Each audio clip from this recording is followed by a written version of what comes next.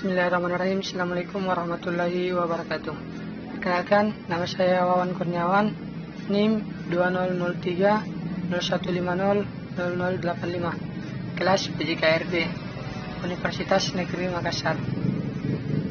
Baiklah, saya akan menyampaikan materi perkembangan fisik motorik pada anak usia dini. Perkembangan motorik. Perkembangan motorik berarti perkembangan pengendalian gerakan jasmania melalui kegiatan pusat saraf, urat saraf, dan otot yang terkoordinasi. Perkembangan tersebut berasal dari perkembangan refleksi dan kegiatan massa yang ada pada waktu lahir. Sebelum perkembangan tersebut terjadi, anak akan tidak berdaya. Kondisi ketidakberdayaan tersebut berubah secara cepat. 4 atau 5 tahun pertama kehidupannya, anak dapat mengendalikan gerakan kasar. Perkembangan motorik. Salah satu kontroversi dari keseluruhan perkembangan seorang anak adalah perkembangan fisik, secara khusus yaitu mengenai tinggi badan, berat badan, dan pertumbuhan fisik lainnya yang memang mudah diamati dan dievaluasi. Perbedaan karakteristik fisik pada tiap usia dan pada tiap kegiatan sangat perlu diketahui dan diantisipasi oleh pendidik, baik orang tua maupun guru. Pengetahuan tentang perbedaan pola dan tahapan perkembangan tersebut fisik akan sangat membantu para pendidik. Prinsip perkembangan fisik. Perkembangan fisik anak yang sering dibicarakan adalah pertumbuhan dan perkembangan anak secara normal bagi anak pada usia tertentu, seperti telah dijelaskan pada kegiatan belajar 1, bahwa perubahan pertumbuhan tubuh anak berlangsung sangat cepat pada tahun pertama setelah kelahirannya. Prinsip-prinsip perkembangan fisik. 1. Pertumbuhan mempunyai arah. Secara umum, perubahan tubuh berlangsung dari tubuh bagian atas ke tubuh bagian bawah atau membujur, dan menyamping atau dari tengah tubuh ke bagian luar tubuh. Kedua, pertumbuhan bergerak dari umum ke khusus. Prinsip ini menjelaskan bahwa pertumbuhan dan perkembangan fisik bergerak maju dari yang bersifat umum menuju ke khusus. Gerakan bayi berlangsung dari gerakan motorik kasar menuju ke gerakan motorik halus. 3. Setiap bagian tubuh memiliki tempo dan kecepatan serta irama pertumbuhan masing-masing. Sedangkan terpadu maksudnya bahwa setiap satu kemampuan atau keterampilan yang dicapai anak tidak hanya ditentukan oleh satu organ tubuh saja, melainkan melibatkan banyak organ dan otot-otot tubuh. Setiap organ atau otot yang terlibat mempunyai kontribusi, saling mempengaruhi dan saling tergantung, serta terkait antara satu dengan yang lainnya. 4. Pertumbuhan berlangsung secara bervariasi. Kecepatan pertumbuhan setiap anak berbeda dan perbedaan ini dapat dilihat dari 2 cara, yaitu setiap kecepatan pertumbuhan antara satu anak berbeda dengan anak lainnya, dan dalam diri seorang anak terdapat pula perbedaan kecepatan dan pertumbuhan masing-masing organ tubuh. 5. Pertumbuhan memiliki kecenderungan optimal. Setiap individu akan berusaha untuk mencapai pertumbuhan dan perkembangannya secara optimal, dan setiap organ tubuh akan tumbuh dan berkembang ke arah yang optimal pula. Anak akan berusaha pula untuk berkembang ke arah yang sesuai dengan tingkatan usia dan tingkat kemampuannya atau normal. Yang keenam, pertumbuhan berlangsung dalam urutan yang teratur. Pertumbuhan terjadi secara urut dan teratur, dengan arah yang relatif dapat diprediksi atau diramaikan. Pola urutan dalam pertumbuhan dapat ditunjukkan atau terjadi pada hampir semua keterampilan fisik. Urutan pertumbuhan juga merupakan suatu proses perkembangan yang bersifat alamiah. 7. Pertumbuhan mengandung bahaya yang potensial.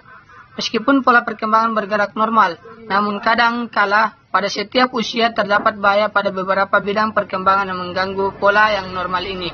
Erikson mengemukakan bahwa perjuangan yang tidak terelakkan yang menandai seluruh pertumbuhan dapat menimbulkan bakat yang benar-benar dapat diandalkan atau masalah yang tidak dapat dijajaki.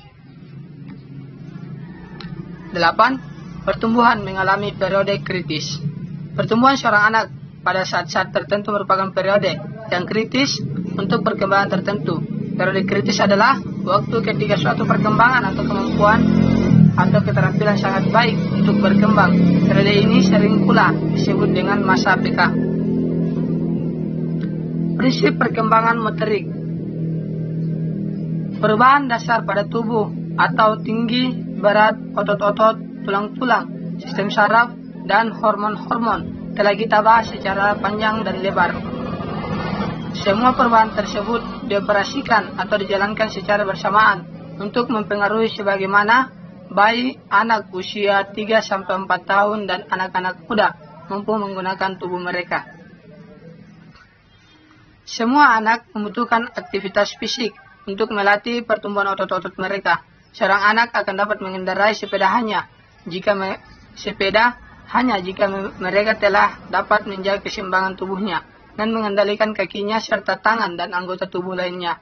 Oleh karenanya, kita akan memerinci perkembangan motorik ini menjadi dua bagian, yaitu perkembangan motorik kasar atau gross motor development atau kontrol otot-otot besar, dan perkembangan motorik halus atau fine motor development atau kontrol otot-otot kecil. Prinsip perkembangan motorik. Selama aktivitas ini, anak-anak membangun tidak hanya kontrol otot-otot, tetapi juga rasa percaya diri. Anak akan mencapainya jika dia dapat memainkan dengan tubuh mereka sendiri atau mereka mampu menggunakan tubuh mereka secara bebas. Aktivitas fisik juga mempertinggi rasa ingin tahu.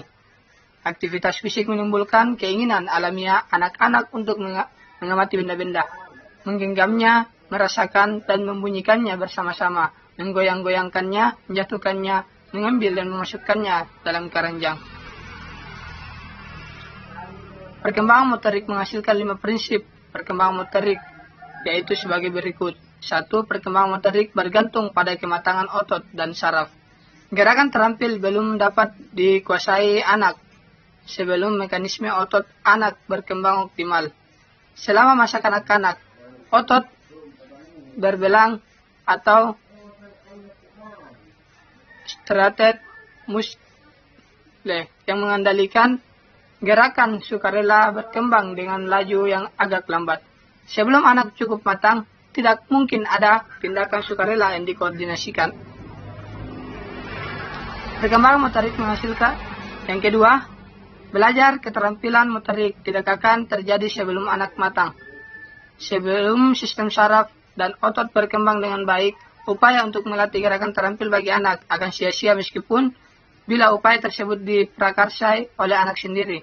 Pelatihan yang dilakukan sebelum kematangan anak mungkin akan menghasilkan beberapa keuntungan sementara, namun dalam jangka panjang pengaruhnya tidak akan berarti atau nihil. 3. Perkembangan motorik mengikuti pola yang dapat diramalkan.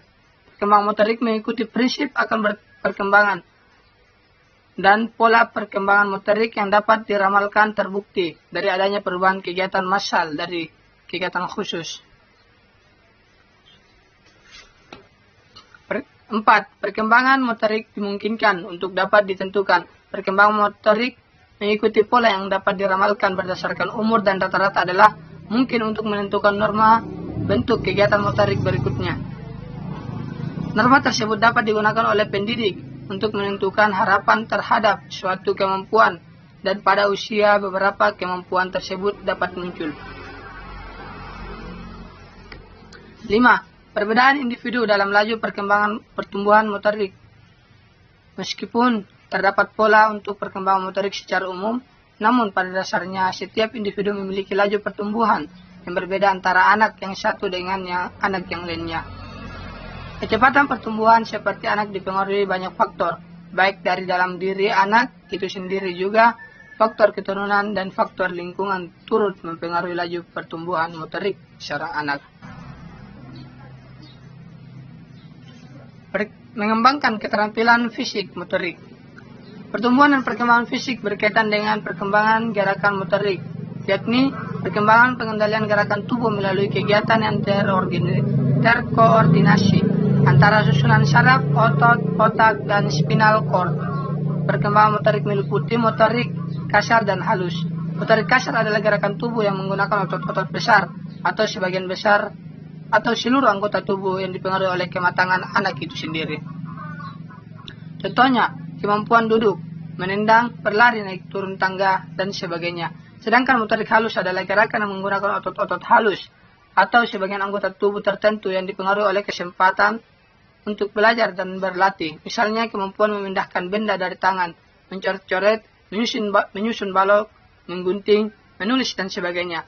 Pertumbuhan fisik, motorik, mental, sosial, dan emosional semuanya terjadi secara bersamaan dalam diri anak. Cara mempelajari keterampilan motorik. 1. Belajar coba dan ralat.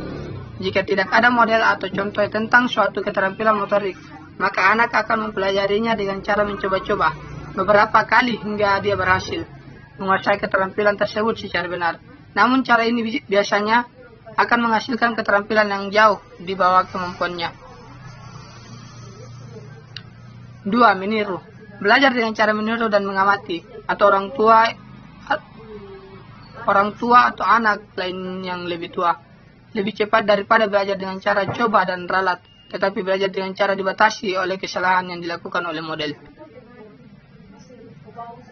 3. Pelatihan. Belajar dengan supervisi atau bimbingan yang dikombinasi dengan meniru model akan menghasilkan keterampilan motorik yang baik. Bimbingan diberikan ketika anak mengamati dan memperhatikan model yang sedang melakukan suatu keterampilan motorik sehingga anak dapat meniru dengan tepat dan juga gerakan-gerakan yang kurang benar dapat berlangsung diketahui dan diperbaiki.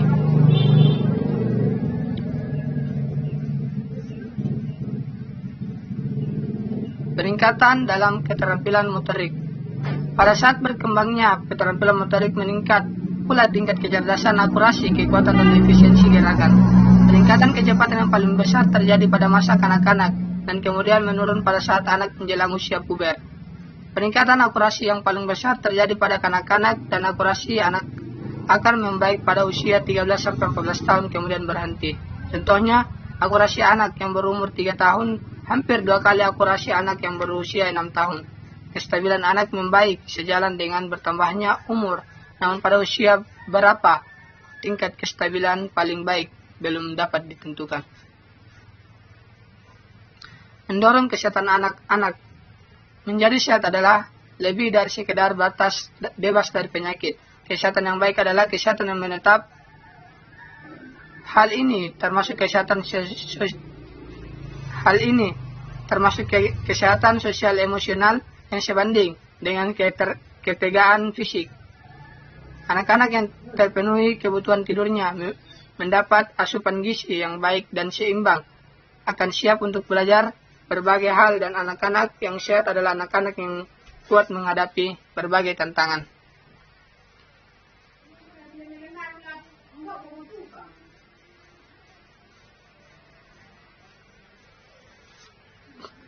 Untuk menjaga kesehatan anak-anak, secara khusus pendidik harus melayani dan mengatur sesuai dengan kebutuhan tiap-tiap perkembangan. Namun secara umum, semua anak membutuhkan lingkungan yang bebas dari kuman, karena pada usia tertentu seorang anak senang memasukkan segala sesuatu ke dalam mulutnya. Agar semuanya higienis, maka pendidik harus memperhatikan kebersihan dan kesehatan peralatan. Misalnya meja halus selalu dibersihkan sebelum dan sesudah makan. Mainan harus dibersihkan agar steril dan bebas kuman. Dan area di sekitar harus dibebaskan dari berbagai hambatan seperti tumpukan sepatu harus disingkirkan agar anak tidak terganggu atau tersandung ketika mereka merangkak ataupun berjalan. Pertumbuhan dan perubahan fisik anak. Jika pertumbuhan adalah keadaan atau hal tumbuh meliputi pertambahan tinggi dan berat tubuh, maka perkembangan adalah menjadi bertambah sempurna yang meliputi pribadi, pengetahuan, pikiran, dan kemampuan. Pada awal kehidupannya, anak akan tumbuh beberapa ons menjadi lebih berat setiap hari dan beberapa sentimeter lebih tinggi setiap bulan. Pertambahan tinggi dan berat secara dramatik juga disertai perkembangan organ penting seperti otot, tulang, dan pusat sistem saraf. Membedakan besarnya kemampuan fisik yang ditunjukkan anak pada setiap usia yang berbeda.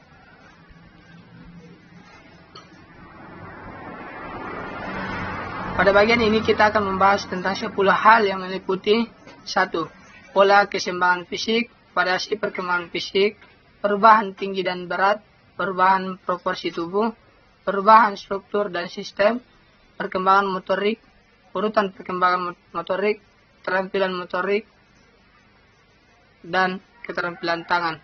Keterampilan kaki yang sudah tentu satu dan lainnya sangat berpengaruh terhadap pertumbuhan maupun perkembangan anak pada usia sampai dengan 4 tahun. Berikut ini sampaikan beberapa keterampilan motorik anak usia 3-4 tahun. Berjalan sendiri dengan baik, berlari di tempat, melompat dengan satu kaki, memanjat, naik turun tangga tanpa berpegangan, merangkak dan merayap lurus ke depan, senam mengikuti contoh, melempar bola. Berikut ini disampaikan beberapa keterampilan motorik anak usia 3-4 tahun. Mengekspresikan motorik lari dengan irama sederhana, membuat jembatan dengan 4-7 balok, meremas kertas, menggambar lingkaran dan garis silang, belajar memakai atau membuka pakaian dan sepatu, menggambar orang dengan kepala dan badan. Berikut ini disampaikan pula beberapa ciri fisik anak usia 4-5 tahun atau Anggani 2003. Spontan dan selalu aktif, tidak pernah berhenti bergerak, tidak mengetahui kiri kanan, menunjukkan peningkatan yang cukup jelas dan menggunakan alat manipulatif dan konstruktif. Mulai membuat desain dan bentuk-bentuk huruf dalam lukisannya, mengeksperimen dengan jari, tangan, dan lengan, memungut benda dengan tangan yang bukan dominan dan memindahkannya ke tangan yang dominan, dapat menyanyikan lagu yang sederhana, lari berjingkat dengan satu kaki, berdiri di atas satu kaki selama 4-8 detik, dapat mengikat tali sepatu. Keterampilan motorik menurut Cronbach 1983, keterampilan dapat diuraikan dengan kata seperti otomatik, cepat dan akurat adalah dengan sangat keliru menganggap keterampilan sebagai tindakan tunggal yang sempurna. Setiap pelaksanaan sesuatu yang terlatih, walaupun hanya menulis huruf A, merupakan satu rangkaian koordinasi ratus-ratus otot yang rumit yang melibatkan perbedaan isyarat dan koreksi kesalahan yang berkesinambungan. Mungkin itu yang materi yang sempat saya bawakan. Saya kira dengan ucapan wabillahi taufiq wal hidayah. Assalamualaikum warahmatullahi wabarakatuh.